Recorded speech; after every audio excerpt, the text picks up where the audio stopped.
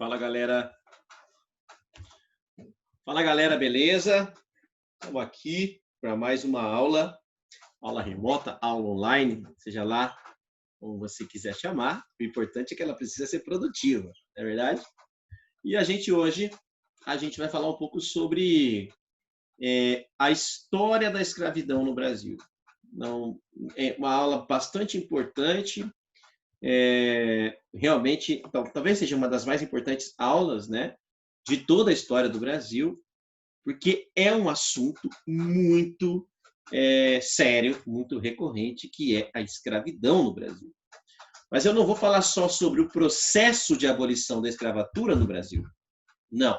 Eu vou falar sobre a história da escravidão no Brasil. Beleza? Falando das raízes do escravismo até o processo que culmina na abolição da escravatura no Brasil, lá no Segundo Reinado. Beleza? Vão comigo? Então, partiu. Eu vou pegar aqui um arquivo importante. Você vai perceber que esse arquivo é um pouquinho diferente do que eu costumo trabalhar. Tá? É um arquivo em PowerPoint. Beleza? Mas é muito importante para você acompanhar, você que já deve ter esse arquivo em mão, né? Acompanha comigo, então. Eu só vou colocar aqui em tela. Isso, pronto. Coloquei na tela toda a história da escravidão no Brasil. Esse assunto é muito importante, porque a gente sabe que os vestibulares, o Exame Nacional do Ensino Médio, a nova base comum curricular, né, que é essa nova proposta de ensino médio que o governo tem lançado aí nos últimos anos, trata da escravidão como um tema central para ser discutido no ensino médio. Logo, é tema central dos assuntos que são discutidos pelo vestibular. Beleza? Então, nós vamos fazer aqui hoje, a partir de agora, uma análise da instituição escravista brasileira e seus desdobramentos. Beleza? Uma aula bastante importante. Eu gostaria que você ficasse bastante atento com essas questões que serão tratadas a partir de agora. Tá bom? Lembrando que a escravidão brasileira começa com a chegada dos portugueses, logo depois da chegada dos portugueses, e ela vai só terminar no Segundo Reinado. Beleza? Lá em 1888, faltando um ano para acabar o Segundo Reinado, acaba a escravidão também. Por isso que o fim da escravidão está ligado à crise do Segundo Reinado, entendeu? O fim da escravidão no Brasil está ligada à crise do Segundo Reinado, beleza? Tranquilo e calmo? Então, vamos embora. Vamos começar, então, falando um pouco aqui, ó. Próximo slide. Vou falar um pouco com vocês sobre as razões do escravismo no Brasil, levando em consideração que o escravo brasileiro, a escravidão no Brasil está ligada à chegada dos portugueses, correto? E, ao mesmo tempo, está ligada indiretamente à questão evangelizadora. Não sei se vocês sabem, vocês se lembram, claro, vocês sabem sim, né? É que, com a chegada dos portugueses, chegaram também os jesuítas, que, no contexto da chegada dos portugueses, chegaram aqui para evangelizar as populações nativas, populações indígenas. E uma vez evangelizados os índios, automaticamente, né, os índios estariam poupados da escravidão. Muito embora, todo mundo sabe aqui, que no Brasil, índios foram escravizados durante todo o período colonial. Mas, por trás dessa escravização, existia toda um grande aparato evangelizador por parte dos jesuítas, que, de certa forma, fazia da escravidão indígena uma escravidão ilícita. O que é uma escravidão ilícita? É uma escravidão proibida. O que é o ilícito? O que é uma ilicitude? É uma coisa proibida, um crime. Tal. Então, por mais que existisse a escravidão indígena no Brasil, essa prática era proibida pelo governo português e, claro, pela Igreja Católica. Tá? Ou seja, era necessário criar uma maneira de substituir a mão de obra indígena escrava por uma outra mão de obra. E aí nós vamos ter, então, a introdução da mão de obra africana escrava no Brasil, como uma espécie de alternativa à mão de obra indígena que estava proibida de ser escravizada por conta da ação da igreja e por conta do interesse do governo português. Beleza? Bom, com a introdução da lavoura de exportação, principalmente a cana-de-açúcar na região nordeste do Brasil, a escravidão no Brasil passa a ganhar um outro significado, ela passa a ser ressignificada. Por quê? Porque com a introdução da lavoura de exportação exigia-se, naturalmente, uma espécie de alta performance produtiva para atender às necessidades do mercado consumidor, no caso do açúcar brasileiro. Então, foi criado um sistema de produção que incluía, entre outras coisas, a mão de obra escrava. Não sei se você lembra do plantation. Né? O que é o plantation? O plantation é um sistema de produção implantado, por exemplo, no sul dos Estados Unidos e no nordeste brasileiro, que via ou que previa uma alta performance produtiva seguindo alguns critérios, como, por exemplo, produzir em latifúndio, produzir uma única cultura, exportar a produção e usar escravos na produção. É o plantation, latifúndio, exportador, monocultor e escravista. Com isso, a escravidão africana passou a ser fundamental para a engrenagem econômica brasileira funcionar. Por isso que a escravidão passa a ser a base socioeconômica da colônia brasileira. Entende? Então, a escravidão passa a ser a base socioeconômica da economia brasileira. Imagine uma pirâmide social, certo? Imagine ela. No topo da pirâmide, a elite colonial. Na base, na parte intermediária da pirâmide, uma classe intermediária composta aí por padres, membros do clero como um todo, né? Uma elite, uma classe média brasileira, e uma pirâmide com a base escravista. Ou seja, você tem a base da economia, que é escrava, e a base da sociedade, que é escrava. Daí o conceito base socioeconômica. Em virtude da necessidade de mão de obra escrava africana para substituir a mão de obra escrava indígena que estava sendo proibida. Tá? Tudo bem? Outro aspecto importante que eu gosto de colocar para vocês sobre os ciclos escravistas, uma coisa bastante interessante é que, assim, escravos vieram de várias regiões da África para o Brasil. Não sei se vocês já se atentaram para esse detalhe, né? Até o século XVI, por exemplo, anos 1500, os escravos que vinham para o Brasil eram escravos que vinham da região de Guiné, na África. São os escravos de Guiné, os primeiros a chegarem ao Brasil. Tá? No século seguinte, a escravidão continua africana, claro, mas os escravos que vierem para cá no século XVII serão escravos vindos da região de Angola, na África. E no século XVIII, até mais ou menos o século XIX, início do século XIX, são escravos que vêm da costa da Mina, na região africana, do continente africano também. Então, como que eu quero que vocês entendam? Que escravos de Guiné, escravos de Angola, escravos da costa da Mina, é uma variedade muito grande de culturas, de hábitos, de tradições, de valores que chegam aqui e são submetidos à sua mesma condição. Compreende o que eu estou falando? Você viu o objetivo aqui? É mostrar que vieram escravos de várias regiões da África, com seus hábitos, com seus costumes, com suas tradições diferentes, e ao chegarem no Brasil, eles são submetidos à mesma condição, que é a condição de submissão a qual o escravo é tratado, certo? Outra coisa importante também é que o comércio de escravos passa a ser visto de maneira ilegal a partir de 1815, quando começa uma pressão da Inglaterra pelo fim da escravidão no Brasil. A Inglaterra queria que acabasse a escravidão no Brasil, porque você sabe muito bem, a Inglaterra estava de olho no mercado consumidor brasileiro, e como você sabe, escravos não ganham salário, logo, escravos não compram produtos ingleses. Então, a Inglaterra começa, na condição de grande potência mundial, na época, a pressionar o governo brasileiro, na época ainda o governo de Portugal, né, a promover mecanismos que pudessem acabar com a escravidão no Brasil. Correto? A pressão britânica se deu até mais ou menos 1850. Já falo para vocês também sobre algumas estratégias da própria Inglaterra para acabar com a escravidão em nossas terras.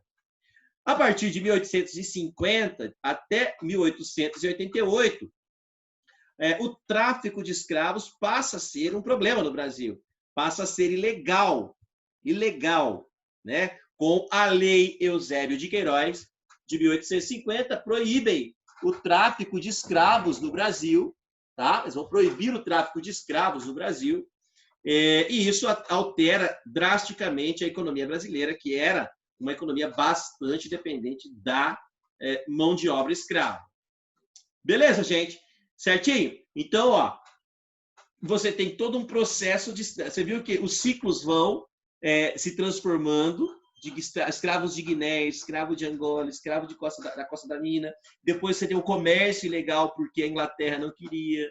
Aí você tem o comércio ilegal 2, que já é uma ação do próprio governo brasileiro para coibir a prática do tráfico de escravos. No próximo slide, eu falo para vocês quem foram os principais beneficiados. Claro, foram os portugueses, que usaram a escravidão africana, resolveu, né, o problema da mão de obra no Brasil, em virtude da proibição da escravidão indígena, certo? Lembrando que a escravidão indígena era proibida, mas não quer dizer que ela não era praticada, ok? Tudo bem? Beleza? Os ingleses, que se beneficiaram da escravidão lá na América Inglesa, nas 13 colônias da América do Norte, plantation das lavouras de algodão das 13 colônias. Os holandeses ganharam muito dinheiro com a escravidão, controlando o tráfico de escravos pelo mar. Tipo assim, quem transportava os escravos da África para cá, muitos deles eram holandeses. Então a Holanda tinha a fama, inclusive, de serem os carreteiros do Atlântico. Porque o transporte marítimo era uma especialidade da Holanda. Compreende? Então, muitos holandeses transportaram escravos e durante muito tempo, a Holanda controlou o tráfico de escravos. Entre os séculos XVI e XVII, por exemplo, quem mandava no tráfico de escravos no mundo era a Holanda.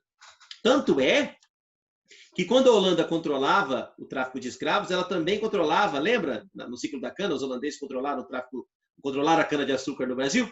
Os holandeses não permitiram que escravos entrassem no Brasil além da região Nordeste. Por isso que a escravidão foi muito intensa na região Nordeste. Entende? Por quê? Porque os holandeses controlavam, durante um tempo em que os holandeses mandaram no Brasil, eles permitiam que escravos entrassem somente na região Nordeste do Brasil, que era a região que eles dominavam. Essa parece que você não lembrava disso? Então, isso é muito importante também. E os brasileiros, os traficantes de escravos, que você não pode esquecer, desfrutavam de muito prestígio no Brasil. Traficantes de escravos no Brasil era uma elite econômica. Tipo assim, é importante se levar em consideração o seguinte, que hoje a palavra traficante ela é pejorativa, todo mundo sabe, os traficantes eles destroem, né, famílias e praticam a criminalidade. Naquela época, não. Naquela época as coisas eram bem diferentes. Os traficantes de escravos eram homens de prestígio no Brasil. Tá? Para você ter uma ideia, Dom João VI, quando chega no Brasil, em 1808, ele recebe de um traficante de escravos uma casa para morar. Quando Dom João VI, rei de Portugal, veio para cá, fugido de Napoleão Bonaparte. Você se lembra disso aí, tá? Ele recebe, inclusive é aquele museu que pegou fogo, né, no século passado, no ano passado, no retrasado. Gente, já perdi a noção do tempo. Lembra do museu do Rio de Janeiro que queimou? O Museu Histórico do Rio de Janeiro que queimou? Pois é, aquele museu era uma casa que Dom João, foi a primeira casa que Dom João morou no Brasil, né? E que foi doada a Dom João por um traficante de escravos. Sim, é isso mesmo. Tá? Então são os beneficiados. Os ingleses ganharam dinheiro com a escravidão. Depois combateram a escravidão, percebeu? Né? Os portugueses ganharam dinheiro com a escravidão, porque os escravos produziam nas lavouras que eram controladas por Portugal. Os holandeses ganharam dinheiro transportando escravos e controlando o tráfico de escravos por 2 séculos. Os brasileiros, traficantes de escravos, beneficiaram-se também desta prática. Os primórdios da escravidão, não pode esquecer, a escravidão não é uma invenção brasileira, tá? Havia escravidão havia escravidão na Antiguidade Clássica, romana, né? Na Roma antiga viveu da escravidão, né? Na Grécia antiga existia escravidão, apesar da democracia ateniense, em Atenas havia escravos, você sabe disso.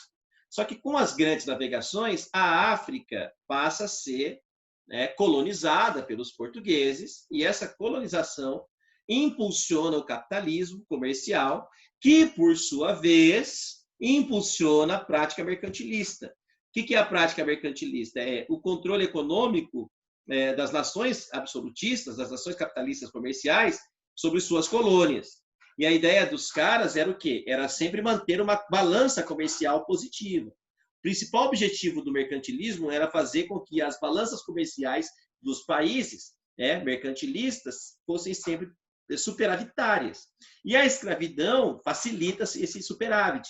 Por quê? Porque o escravo é uma mercadoria muito cara, mas ela é muito lucrativa, entende? Então, o mercantilismo ele acaba fomentando, né, a prática da escravidão, que vai ser reeditada com requintes, né, de crueldade na África e no Brasil e nos Estados Unidos, lá nas 13 colônias.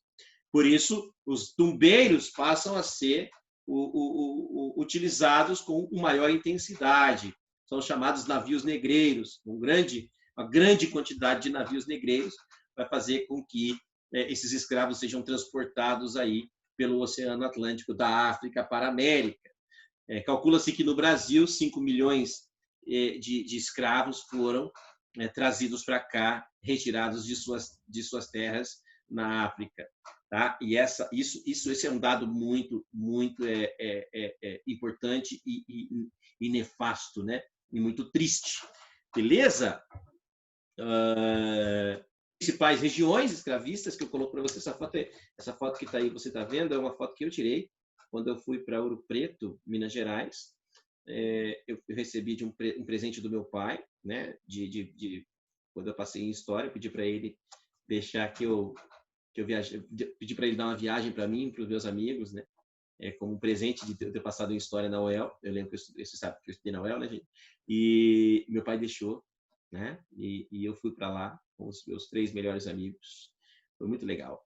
Eu era um calouro de História e ia começar a faculdade. Tempos que não voltam mais. Mas, vamos lá.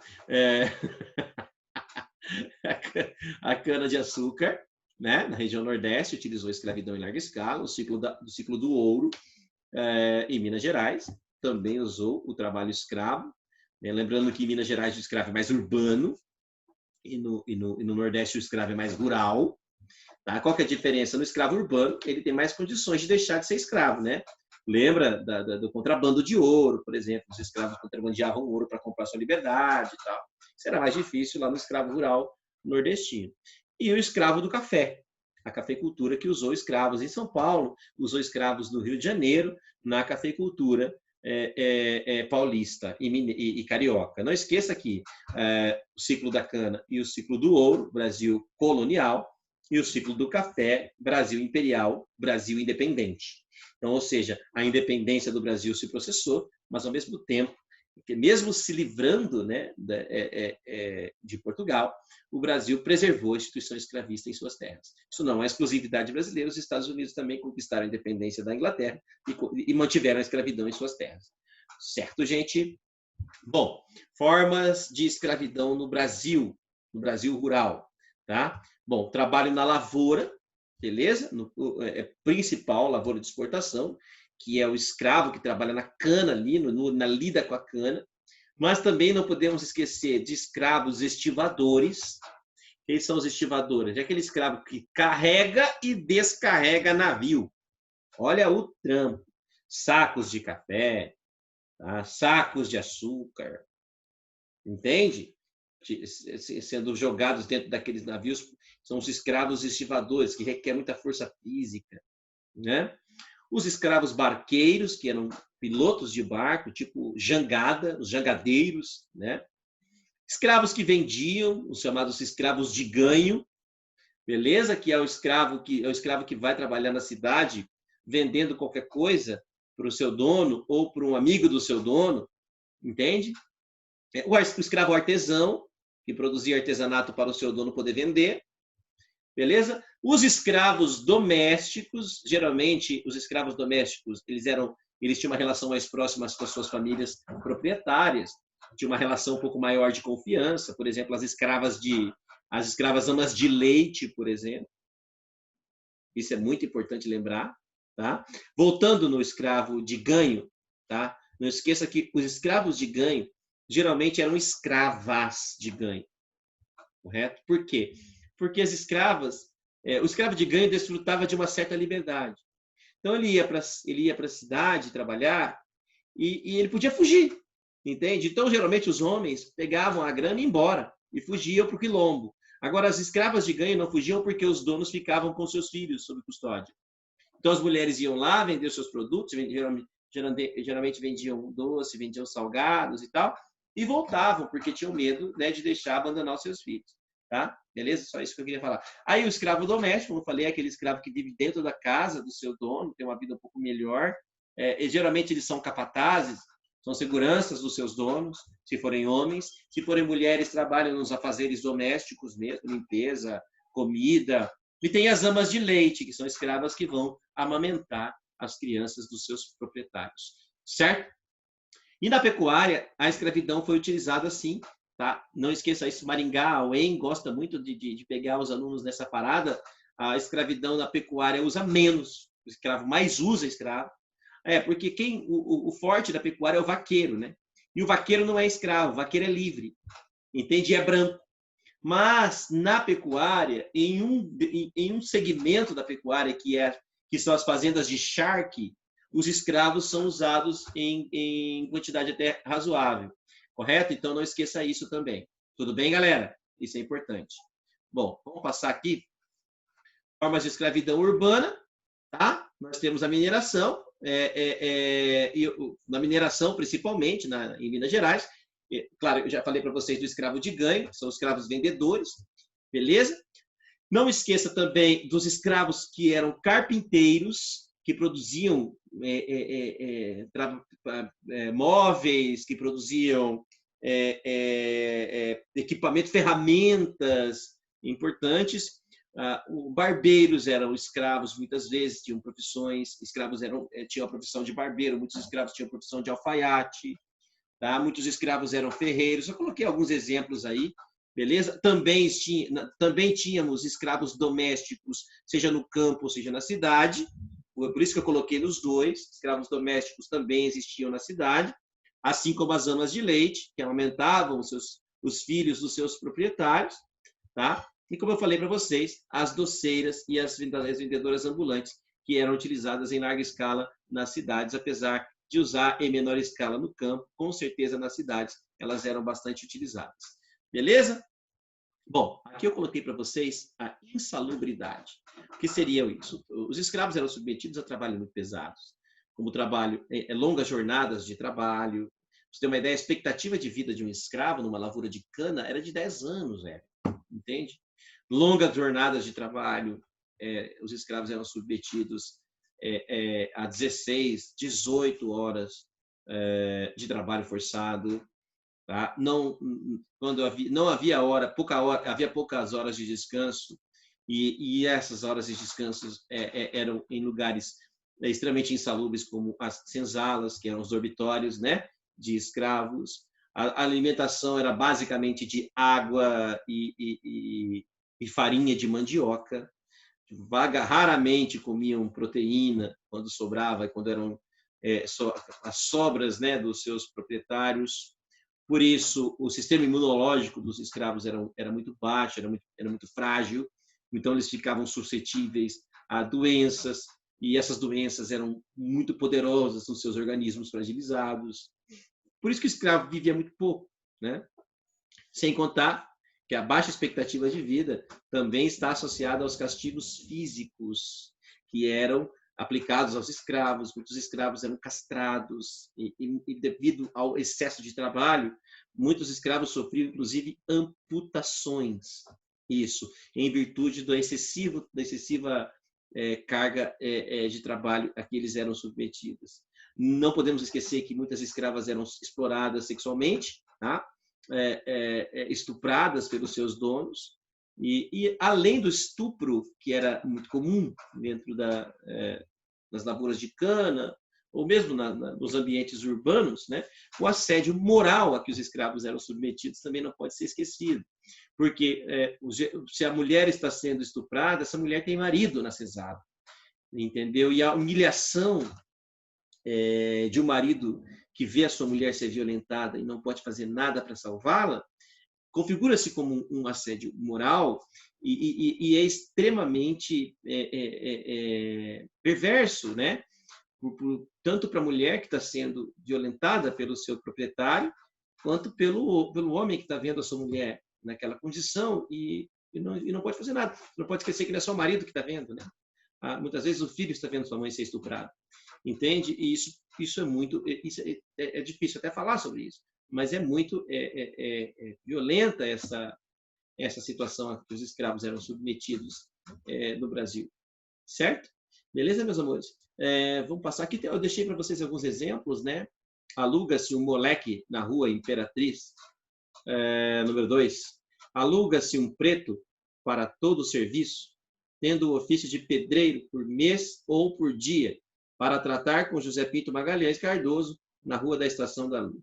Alguns anúncios, isso era anunciado no jornal, são anúncios de jornal, viu, gente? Classificados de jornal na época. Escravo fugitivo. Depois você dá uma olhada aí, você tem esse arquivo, né? Depois você visualiza esse arquivo para você ver a perversidade que era isso. Enfim, os escravos resistiram à sua condição com sabotagens, sabotavam os seus donos, né? Reduziam a sua dedicação ao trabalho, né? Claro, ninguém vai acordar cedo e sair para trabalhar feliz da vida porque é um escravo. Muitos escravos fugiam para os quilombos para resistir à sua condição. Muitos escravos resistiam à escravidão cometendo suicídio, né? Ou até mesmo matando os seus próprios filhos, as mulheres matando os seus filhos, abortando os seus filhos, né? Como forma de resistência para que eles não tivessem o mesmo destino cruel que ela teve, a mãe, entende? Outros escravos insurgiam contra os seus feitores, quem eram os feitores? Eram os cuidadores dos escravos, da rotina dos escravos, matavam os seus senhores em emboscadas, que eram conhecidas como tocaias, tá? E os quilombos eram área de refúgio dos escravos. Lá eles fugiam. No primeiro momento, os quilombos eram rurais e distantes, mas com o tempo, lá no Brasil do Segundo Reinado, por exemplo, os quilombos ficaram mais próximos. Os quilombos passaram a ser urbanos. Tá? E você tem que ter uma ideia, no Rio de Janeiro você tinha o quilombo Clap, que ficava no Leblon, né? Enfim, além dessa resistência já citada, a própria resistência cultural dos escravos não pode ser esquecida. Eles preservavam suas tradições através da música africana, através da sua religiosidade, né? Através de danças, como, por exemplo, a capoeira, através da culinária, né? Muitas das nossas tradições alimentares são tradições alimentares herdadas do continente africano. Beleza? Isso aqui também é muito importante. Bom, a luta abolicionista, a gente vai entrar agora numa parte importante da aula de hoje, que seria por conta da pressão da Inglaterra, que eu já falei para vocês, né? Começam a surgir manifestações em prol da abolição da escravatura no Brasil. Existem razões externas, que seria a pressão da Inglaterra, que queria que acabasse a escravidão aqui dentro, mas também existem razões internas, né? A pressão é interna pelo fim da escravidão, porque passa a ser uma coisa vergonhosa ter escravos no Brasil, né? Então, aí começam a surgir os principais responsáveis pelo fim da escravidão. Por exemplo, a literatura deu a contribuição, a sua parcela de contribuição. Os textos de Machado de Assis, né? Os poemas de Castro Alves combateram a escravidão no Brasil. A própria ideia republicana, que apesar de ter saído do seio da elite latifundiária, é da elite latifundiária paulista, principalmente, né? Que começa a substituir o escravo por uma outra forma de mão de obra em São Paulo, que seriam os imigrantes. Então, a própria ideia republicana combate a escravidão no Brasil.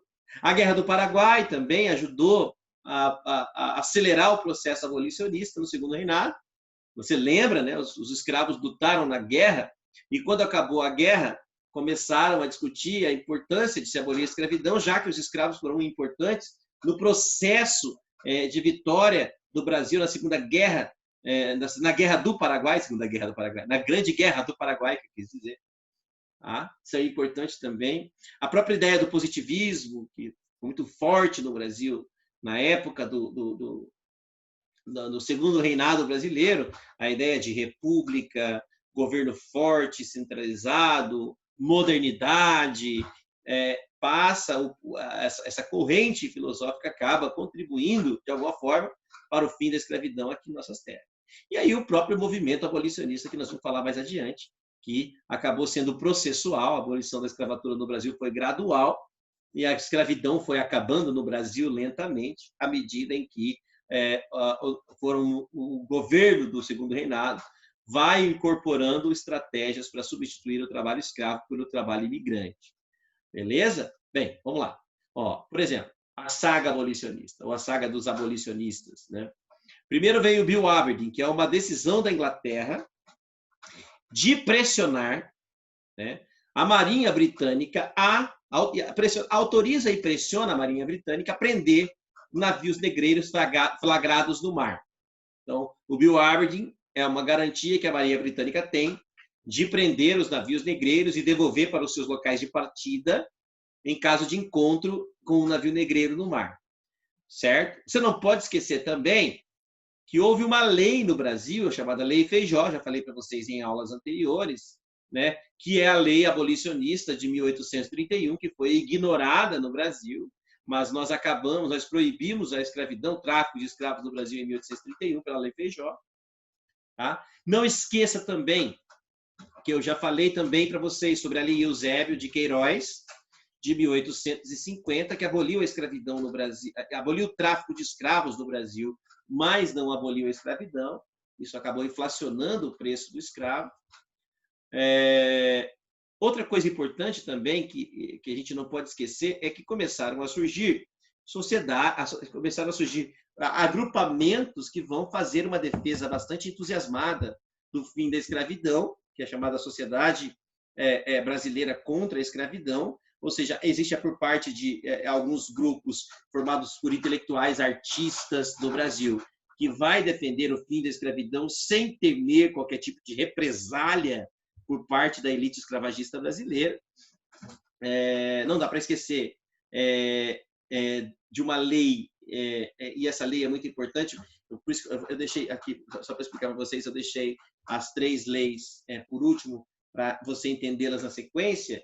Né? Nós tivemos a Lei do Ventre Livre, de 1871, que acabava com a escravidão para escravos nascidos a partir da data da lei, mas essa lei teve muitos problemas, porque as certidões de nascimento dos escravos nascidos a partir da lei eram sempre alteradas, tá? Alteradas, então as datas eram colocadas, tipo, se o escravo nasceu em 1872, ele já deveria ser livre, mas aí a certidão de nascimento dele alegava que ele teria nascido em 1870, entende? Sem contar que a lei do ventre livre só garantia a liberdade do escravo mesmo aos 21 anos.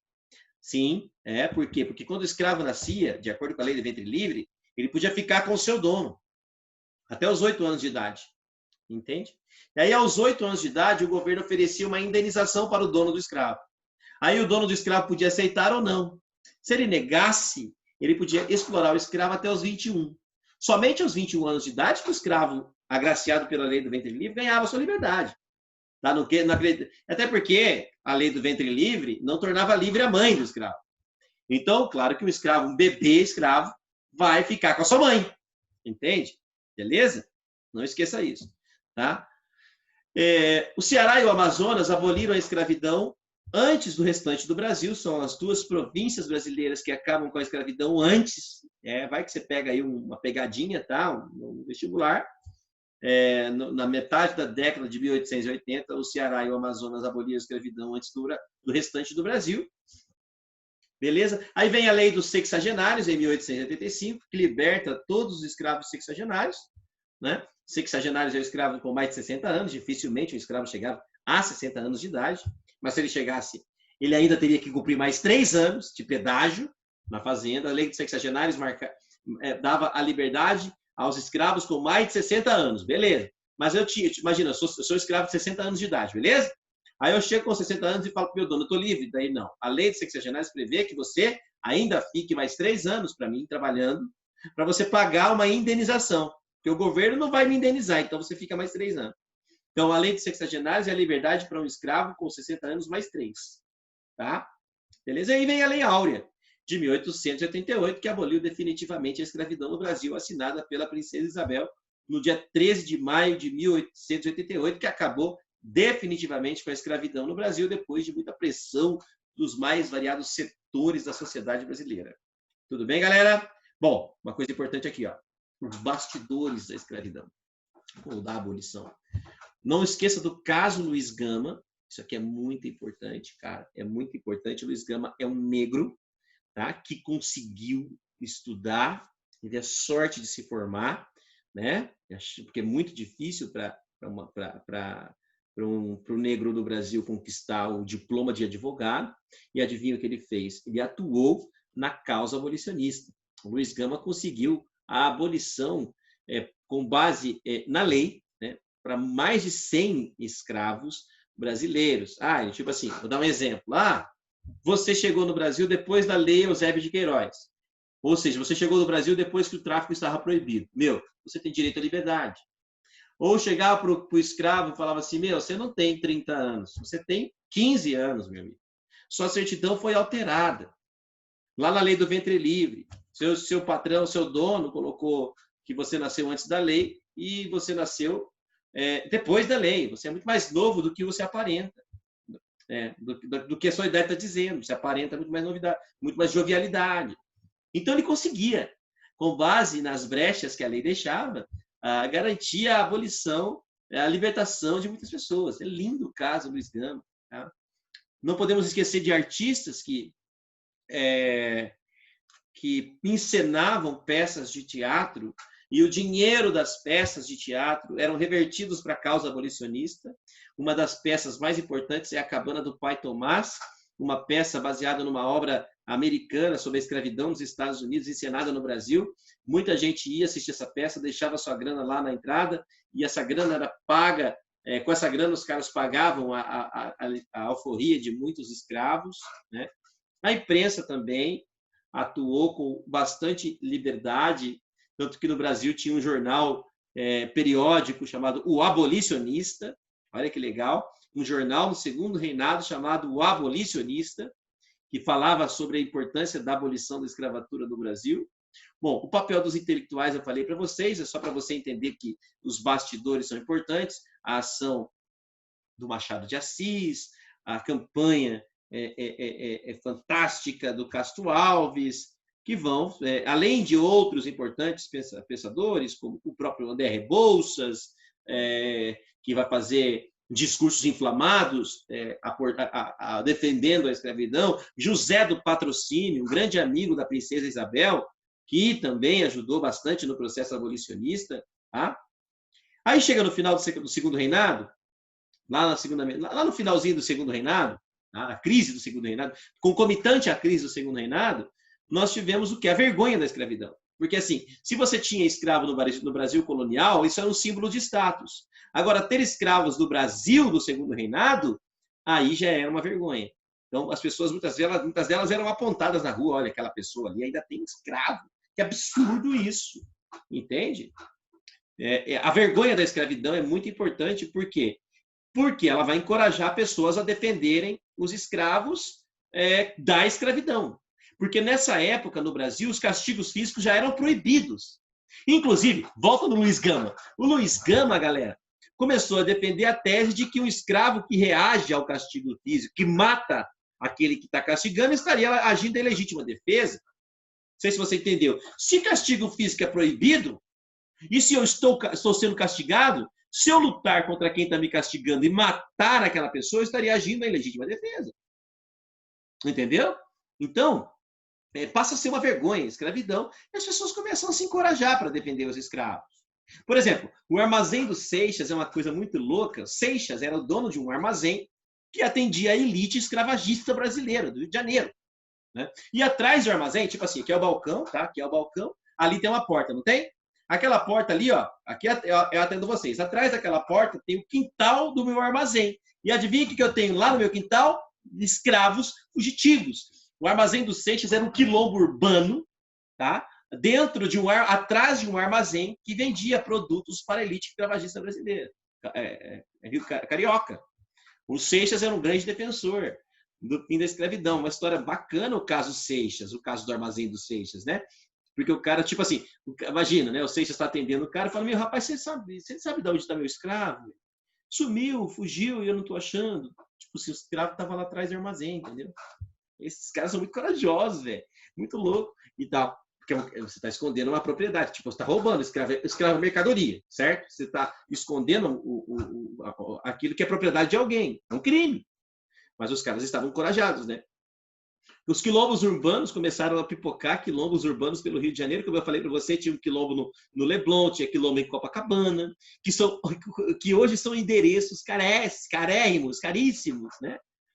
Mas caros como endereços da Times Square. O Leblon é tão caro quanto um cantinho ali na Times, no Rio de Janeiro.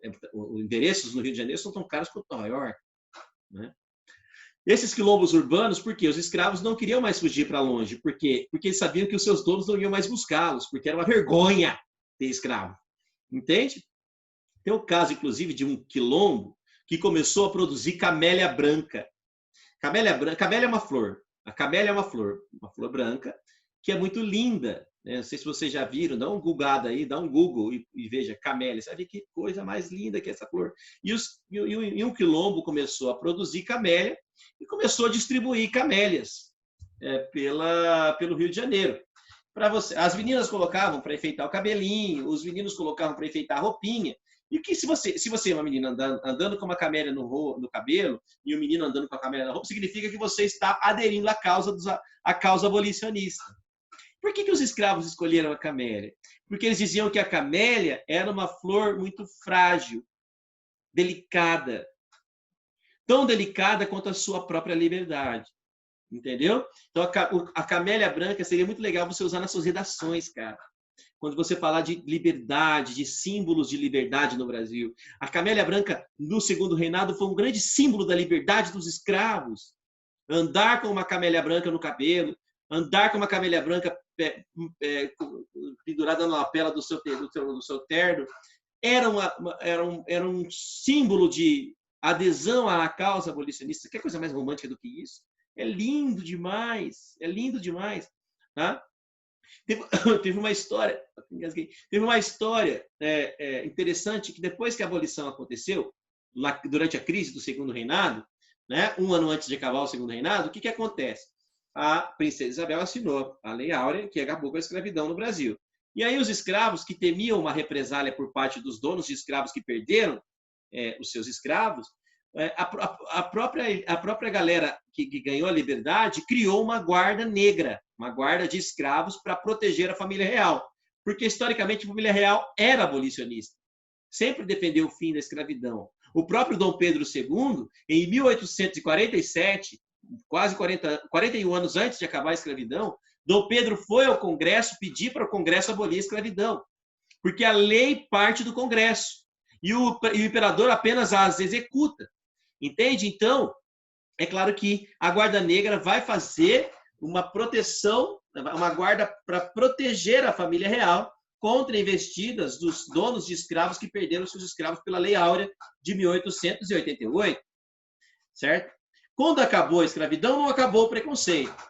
E aí ficaram fortes no Brasil duas teorias, de dois caras, o Nina Rodrigues e o Cesare Lombroso. O que o Nina Rodrigues falava? O Nina Rodrigues falava o seguinte, olha, durante muito tempo o Brasil foi escravo, então não é possível que haja no Brasil uma lei para branco e uma lei para brancos e negros respeitarem.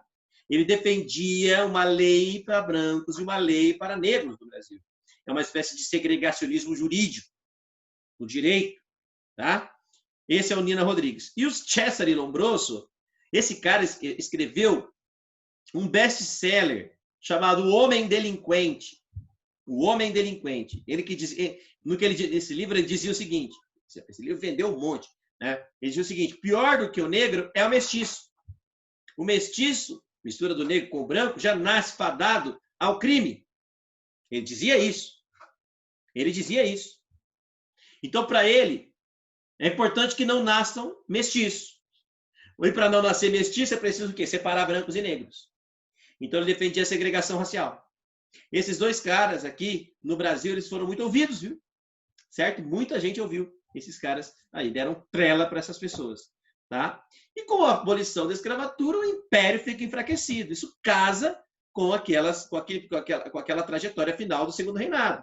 Entendeu? Por isso que a abolição, a escravidão caminha com a crise do segundo reinado. À medida em que a escravidão vai acabando o império. Porque quando a escravidão acabou? 1888. Quando que o império acaba? Um ano depois. Por que o império acaba um ano depois? Porque os fazendeiros, donos de escravos, abandonam a monarquia. Vão abandonar a monarquia. Por que eles vão abandonar a monarquia? Porque a monarquia acabou com a escravidão e acabou com seus escravos, deixando-os na mão. Entendeu isso? Então, com a perda de apoio dos grandes proprietários, o império cairá no ano seguinte à abolição da escravatura, que foi assinada pela princesa Isabel. Certo, gente? Eu deixei aqui alguns exemplos para vocês, né? O texto da lei do ventre livre, beleza? Lembra que eu coloquei para vocês aqui, os ditos filhos menores ficarão em poder sob a autoridade dos senhores e suas mães, os quais terão a obrigação de criá-los e tratá-los até a idade de 8 anos completos. Chegando o filho da escrava a esta idade, o senhor da mãe terá a opção ou de receber do Estado a indenização de 600 mil réis, ou de utilizar os serviços do menor até 21 anos de idade. Que eu falei para vocês, esse é o texto original da lei. Tá? No primeiro caso, o governo receberá a menor e lhe dará o destino em conformidade da presente lei. Claro que ninguém aceitava essa indenização do governo. Parece que o cara pensava, a indenização é muito menor do que aquilo que eu vou poder ganhar com esse escravo, escravizando ele até os 20 anos de idade. E aí tem um texto da lei dos sexagenários, tá? Beleza?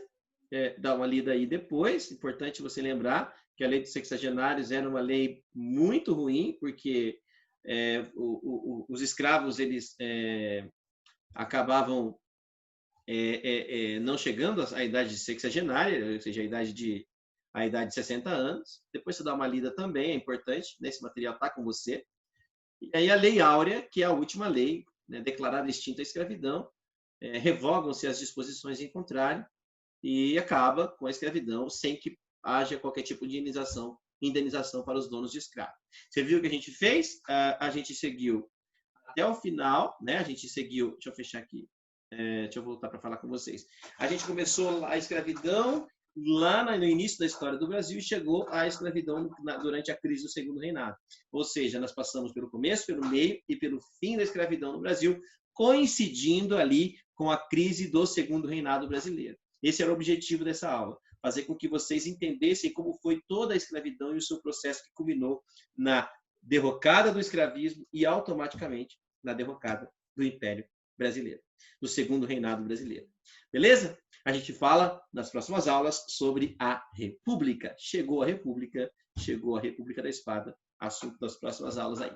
Beleza, gente? Um beijo, fiquem com Deus, amo vocês. Até mais. Tchau, tchau, galera!